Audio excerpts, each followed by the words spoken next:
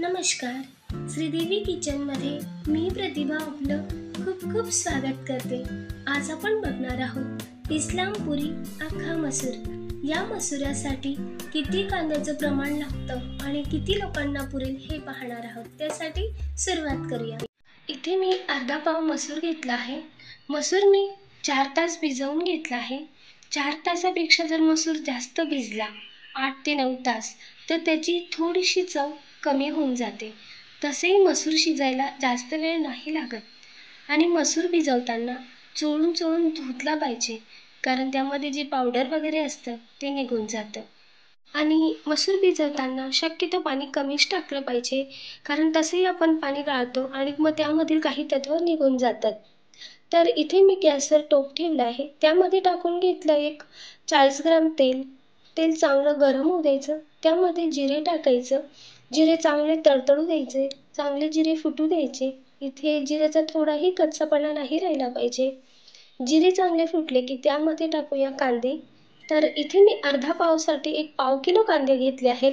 तर पाव किलोमधून मी इथे 150 ग्रॅम कांदा आत्ता वापरलाय चिरलेला आणि 100 ग्रॅम कांदा तडक्यासाठी ठेवलाय. तर कांदा व्यवस्थित असा लाल झाला पाहिजे. तर यामध्ये मी थोडंसं मीठ आणि सोडा टाकून घेतला, कारण मीठ टाकल्यामुळे कांदा पटकन असा होईल, पटकन लाल होईल आणि सोडा टाकल्यामुळे याची ढाब्यासारखा थोडासा सुगंध येतो. तर कांदा आपला बराचसा लाल झालाय. आपण अजून एक याला 5 ते 6 मिनिटं कांदा चांगला लाल होऊ देऊया. तर तुम्ही पाहू शकता कांदा मस्त असा ट्रान्सफर झालाय आपला. आता यामध्ये टाकूया मिरची पूड. मी इथे 1 चमचा भरून असा मिरची पूड टाकला आहे. तुम्ही तुमच्या गरजेनुसार टाकू शकता. तर हे व्यवस्थित असं मिक्स करूया. यामध्ये टाकूया आता अख्खा मसूर.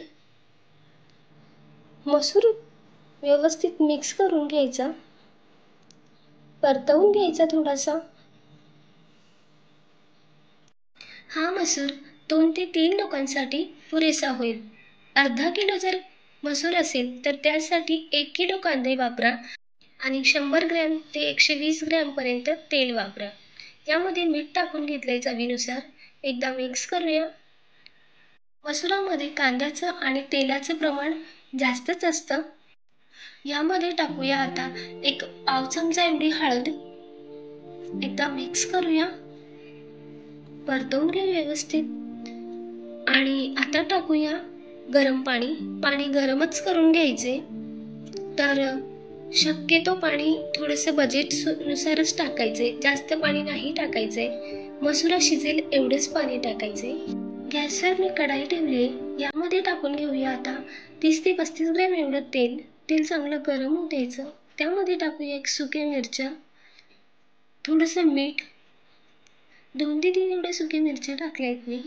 मिरच्या मस्त लाल होऊ द्यायच्या आणि काढून घ्यायच्या आणि मग टाकायचं जिरे. जिरे चांगले फुटू द्यायचे आणि लसणाच्या 7 ते 8 पाकळ्या टाकल्या मी. ओबडधोबड ठेचून घेतले. लसूणही मस्त असं लाल होऊ द्यायचं क्रंची, कारण मसुरामध्ये लसूण जर थोडासा लाल झाला तर चिवड्याच्या लसणासारखा मस्त लागतो. तर उरलेला मी सर्व कांदा टाकून घेतला आहे. कांदाही मस्त परतून घेऊया. अद्रकची पेस्ट टाकूया, मिक्स करूया. मिरची पूड टाकूया आता आणि मिक्स करूया. चांगलं परतवून घेऊया आणि या गरम गरम तडक्यामध्ये थोडंसं हिंग टाकूया. एकदा पुन्हा मिक्स करूया आणि आता शिजलेला मसूर टाकूया. तुम्ही तडका मसुरामध्ये टाकला किंवा शिजलेला मसूर तडक्यात टाकला तर एकच आहे. हे सर्व मिक्स करून थोडंसं पळीने मॅश करून घेऊया, म्हणजे मसुराची चव ग्रेव्हीमध्ये उतरेल आणि ग्रेव्ही दाटसर होईल. वरून टाकूया चवीनुसार मीठ. मिक्स करून घेऊया आणि आता टाकूया तळलेल्या लाल सुक्या मिरच्या. मिरचीचा फ्लेवर ढाब्यासारख्या मसुरासारखा येतो तडक्यामध्ये. आता एक अर्धा मिनिटासाठी झाकण ठेवूया, म्हणजे तडका मसुरात चांगला उतरेल. झाकण काढून घेऊया. मिरची जर आपण सुरुवातीलाच तेलात राहू दिली असती तर ती वातड झाली असती. तयार आहे आपला इस्लामपुरी अख्खा मसूर. माझी ही रेसिपी जर आवडली असेल तर प्लीज प्लीज व्हिडिओला लाईक करा, शेअर करा, सबस्क्राईब करायला विसरू नका. कमेंटमध्ये नक्की सांगा. अशाच एका नवीन राज्यातली नवीन रेसिपी सोबत पुन्हा भेटूया. धन्यवाद.